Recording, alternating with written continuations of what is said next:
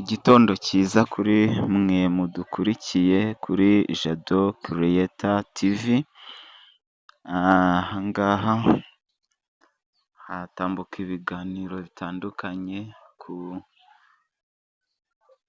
ku bintu by'ubwenge bishobora kugufasha mu buryo bw'ikoranabuhanga.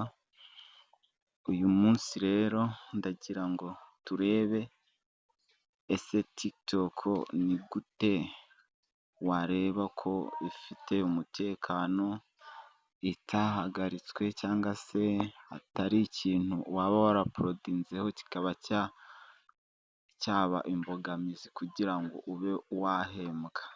Mbibutse ko TikTok iyo ukoze neza cyangwa se ugakora cyane ukabona kontenti waporodingaho, ukajya live, ugakora sheya na komenti, ugakora ku gatima, ibyo bintu bishobora gutuma rwose ugera ku rwego uzajya uhemberwa kuri TikTok. Niyo mpamvu rero ngira ngo ukurikire akantu ku kandi kugira ngo umenye neza ukuntu wakwirebera ko TikTok yawe ifite umutekano, TikTok yawe iri muri gudu sitandingi, itabaye risitirigitedi. Risitirigitedi ni igihe ushobora kwaporodingaho kuri TikTok ikintu wenda kiri kopirayiti cyangwa se ushishuye ahandi hantu. Rero ndagira ngo turebe akantu ku kandi, ukurikire akantu ku kandi urebe ino videwo paka irangiye, kugira ngo umenye neza ukuntu wajya ureba niba TikTok yawe igihagaze neza. Urakora kuri utu tuntu dutatu, ni utuntu dutatu turi iburyo hejuru,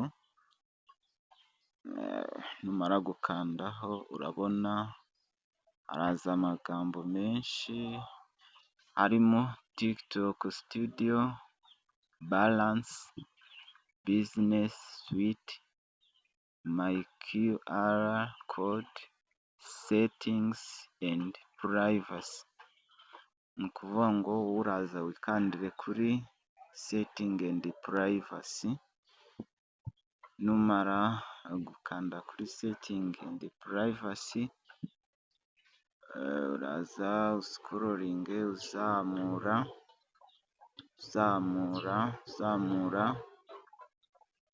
nugera hano urahitamo sapoti,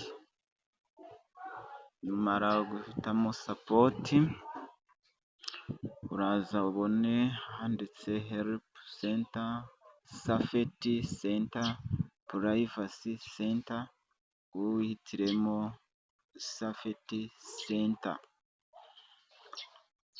Numara guhitamo safeti senta urarindiraho gato, noneho urabona handitse ngo akawunti sitatasi na ripoti rekodezi, uraza wikandire kuri akawunti sitatasi. Numara gukanda akawunti sitatasi urarindira, aha urabona ko iyi konte uri kubona ko bigaragara ko nta kibazo ifite. Yuwa akawunti izi ini gudu sitandingi. Urumva ko iyo konte yawe ifite ikibazo bahita babikwereka aha ngaha, ubwo urumva neza ko iyo baguhaye amagambo ameze atya konti yawe imeze neza nta kibazo iba ifite. Mbibutse ko kugira ngo ubone ibiganiro bikurikira ukanda kuri sabusikarayibu,